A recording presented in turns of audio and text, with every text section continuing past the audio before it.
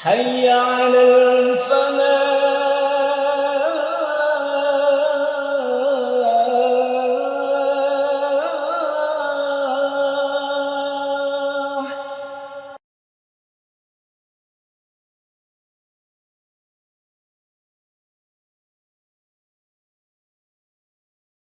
Assalamualaikum warahmatullahi wabarakatuh.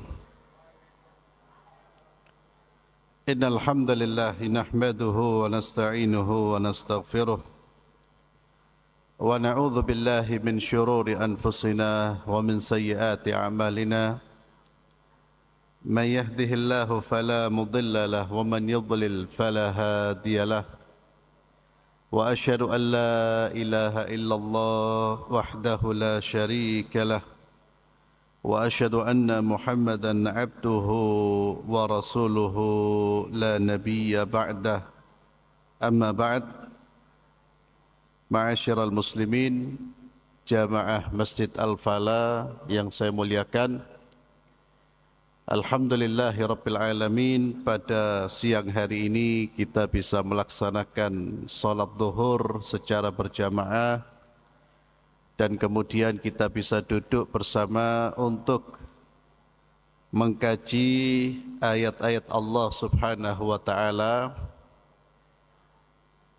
dan kita berharap berdoa kepada Allah agar Allah menerima seluruh aktivitas kita sepanjang hari ini, agar Allah menerima ibadah-ibadah kita, dan kita berdoa kepada Allah agar diberi keistiqamahan untuk selalu menjalankan perintah-perintah Allah dan menjauhi larangan-larangan Allah Subhanahu wa taala. Para hadirin jamaah salat zuhur yang saya muliakan, hari ini kita akan sedikit berbicara tentang satu ayat, atau lebih tepatnya potongan ayat yang terdapat di dalam surat Al-Baqarah ayat 237. Yang akan kita bahas adalah firman Allah Subhanahu wa taala, A'udzu billahi minasyaitonir rajim, wa la tansawul fadla bainakum innallaha bima ta'maluna basir. Dan janganlah kalian melupakan keutamaan di antara kalian. Janganlah kalian melupakan keutamaan di antara kalian. Sesungguhnya Allah Maha melihat segala apa yang kalian kerjakan. Ini potongan ayat dari ayat yang berbicara tentang perceraian atau masalah cerai di dalam Islam. Jadi potongan ayat yang tadi saya bacakan itu termaktub, tercantum di antara ayat-ayat yang berbicara tentang masalah perceraian. Kita tahu bahwa perceraian atau cerai di dalam Islam itu diperbolehkan dengan catatan ada alasan syar'i, alasan yang dibenarkan oleh syariat, dan perceraian itu terjadi setelah melalui proses yang sudah ditentukan oleh Allah Subhanahu wa taala, seperti saling menasihati, kemudian mengingatkan, kemudian mediasi, dan seterusnya. Maka jika tidak menemukan titik temu dan masing-masing tidak bisa bersatu untuk menegakkan hukum Allah, maka Islam mengizinkan. Namun sekali lagi itu harus menjadi solusi yang terakhir setelah proses, bukan solusi yang cepat diputuskan, bukan solusi yang diputuskan tanpa melalui proses terlebih dahulu, tanpa melalui proses perdamaian, kemudian pembicaraan dari dua belah pihak, dan apa yang seperti yang Allah sebutkan di dalam surat An-Nisa. Jadi diperbolehkan dengan catatan, dengan syarat.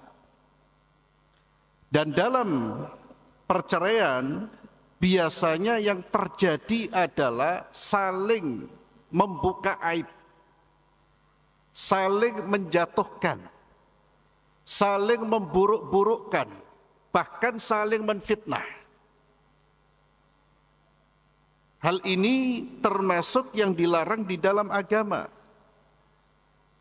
Kalau seandainya terjadi perpisahan, tetap jaga sikap, jaga perbuatan, di antaranya dengan apa? Ingat bahwa pasanganmu juga punya kebaikan. Wala tansawul fadla bainakum. Janganlah kalian saling melupakan kebaikan di antara kalian. Jadi tetap mengingat kebaikan, bukan menutup seluruh kebaikan, menutup mata dari seluruh kebaikan, dan hanya mengingat-ingat keburukan. Maka firman Allah Subhanahu wa taala di dalam ayat ini memberikan arahan kepada siapapun yang berpisah setelah bersatu, tetap perpisahan tersebut harus dengan cara-cara yang baik. Perpisahan tersebut hendaknya diiringi dengan saling mengingat kebaikan, bukan saling menjatuhkan, bukan saling merusak kehormatan. Wala tansawul fadla bainakum innallaha bima ta'maluna basir. Kemudian Allah Subhanahu wa taala mengingatkan kita semua bahwa Allah Azza wa Jalla Maha melihat apa yang kalian kerjakan. Seluruh aktivitas kita, seluruh perbuatan kita dilihat, dinilai oleh Allah Subhanahu wa taala. Maka ini makna secara umum terkait dengan ayat di dalam surat Al-Baqarah ayat 237. Para hadirin, apa pelajaran yang bisa kita petik, yang bisa kita ambil dari ayat ini terkait dengan kehidupan kita?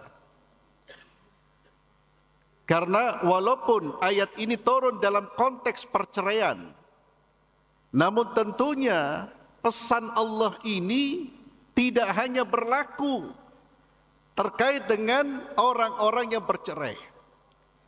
Tapi pesan Allah Azza wa Jalla ini juga merupakan pesan bagi kita untuk menjaga persahabatan, menjaga hubungan walaupun sudah tidak bersatu lagi.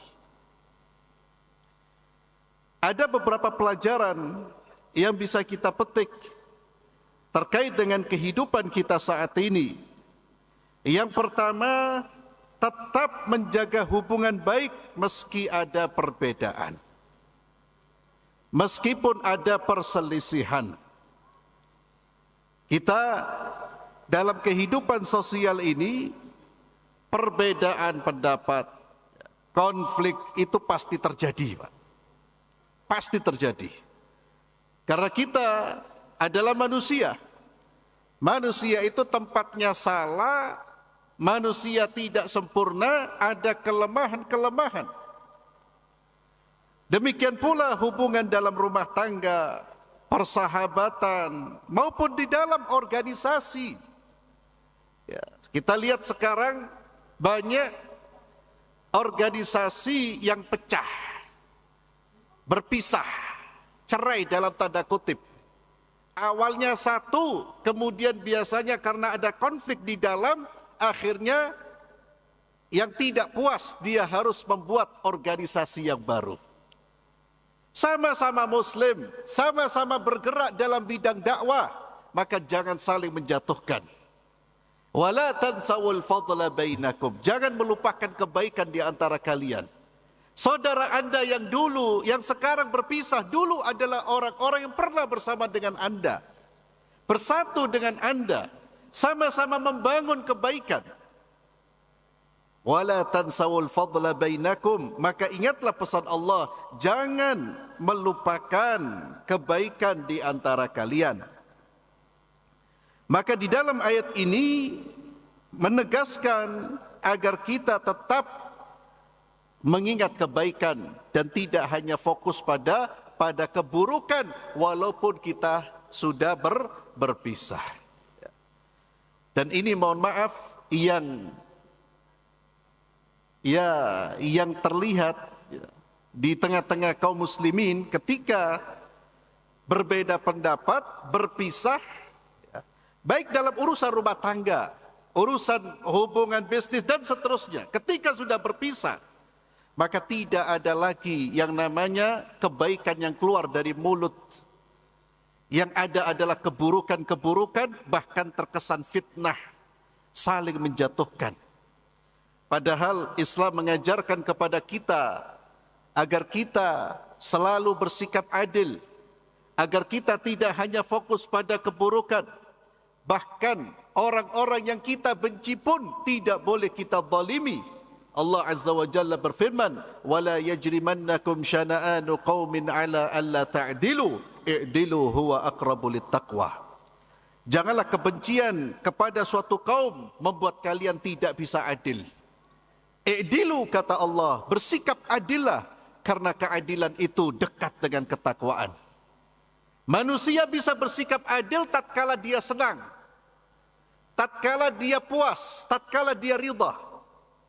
Tapi ketika datang kebencian, disitulah ujian karakter kita. Tetapkah kita menjadi manusia yang adil, proporsional, yang tidak berpihak kecuali kepada kebenaran, ataukah ego, nafsu, kehendak diri menguasai diri kita? Kalau lagi senang, saling memuji, saling mendukung, saling menguatkan. Kalau sudah tidak bersatu lagi, biasanya saling menjatuhkan. Hilang prinsip keadilannya, hilang prinsip kebenarannya. Kemudian pelajaran yang bisa kita petik dari ayat ini pula, pentingnya akhlak dalam kita berinteraksi.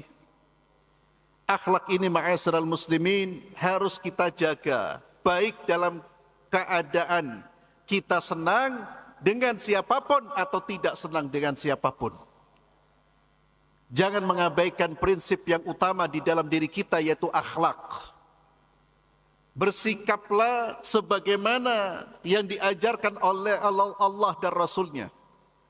Berakhlaklah bahkan kepada musuh pun kita tidak boleh bersikap berlebihan, bersikap aniaya. Dan ingat di dalam hadis Nabi kita Muhammad sallallahu alaihi wasallam, ketika Nabi menyebutkan di antara ciri orang munafik, kata beliau sallallahu alaihi wasallam, wa idza khasama fajara. Wa idza khasama fajara. Di antara ciri orang munafik itu kalau terjadi mukhasama, terjadi pertikaian, terjadi konflik, fajara, dia bersikap melampaui batas. Dia tidak lagi memegang teguh prinsip keadilan.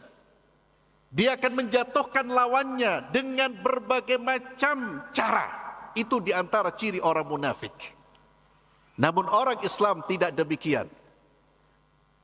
Tetap sekalipun dia berhadapan dengan orang yang berseberangan, berbeda pendapat, berkonflik, bahkan orang yang berbuat zalim, dia tidak akan melakukan kezaliman yang sama.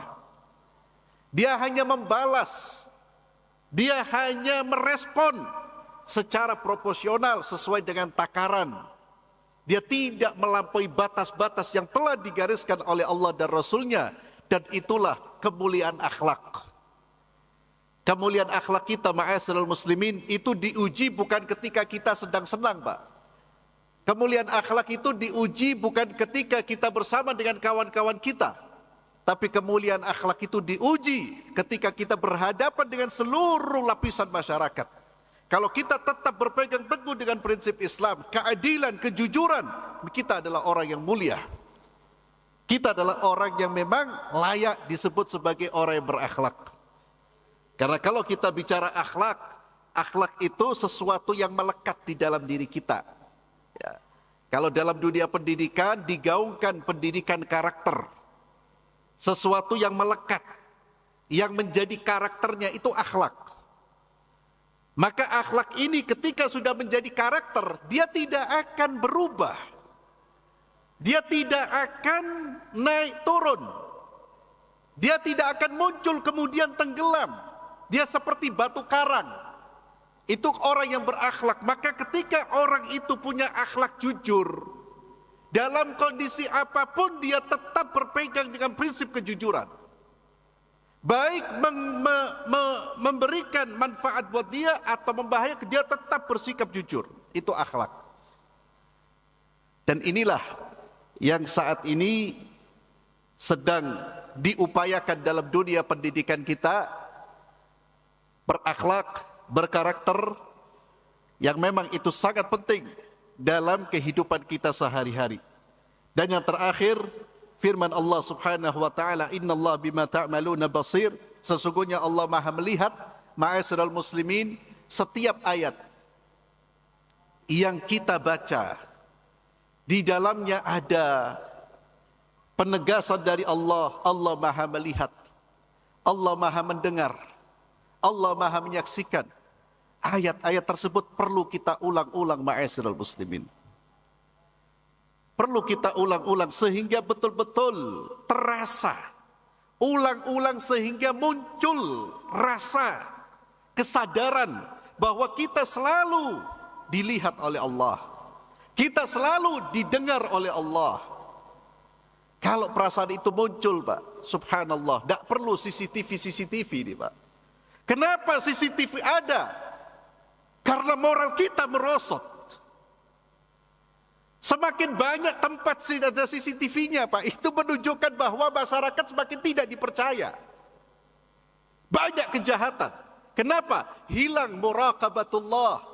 Hilang kesadaran diawasi oleh Allah, diperhatikan oleh Allah, didengar oleh Allah, hilang dalam diri kita. Maka mulai dari diri kita, Pak, ketika kita membaca Allah Maha melihat, itu diulang-ulang, Pak. Diulang-ulang sampai merasa betul bahwa Allah senantiasa melihat kita. Kalau sudah merasa seperti itu, ada uang berapapun, ada godaan berapapun, insya Allah dia tetap kuat. Dia tetap berpegang teguh dengan aturan Allah. Wallahu a'lam bishawab. Ini yang bisa saya sampaikan. Mudah-mudahan bermanfaat dan mudah-mudahan kita selalu dibimbing oleh Allah menjadi pribadi-pribadi yang sejalan dengan nilai-nilai Al-Quran dan hadis. Dan mudah-mudahan kita diberi keistiqaman oleh Allah untuk tetap berada di atas Islam dan menjalankan aturan Islam sampai kita berjumpa dengan Allah Subhanahu wa taala. Barakallahu fikum. Kita akhiri dengan doa kafaratul majlis. Subhanakallahumma bihamdik, asyhadu an la ilaha illa anta astaghfiruka wa atubu ilaik. Assalamualaikum warahmatullahi wabarakatuh.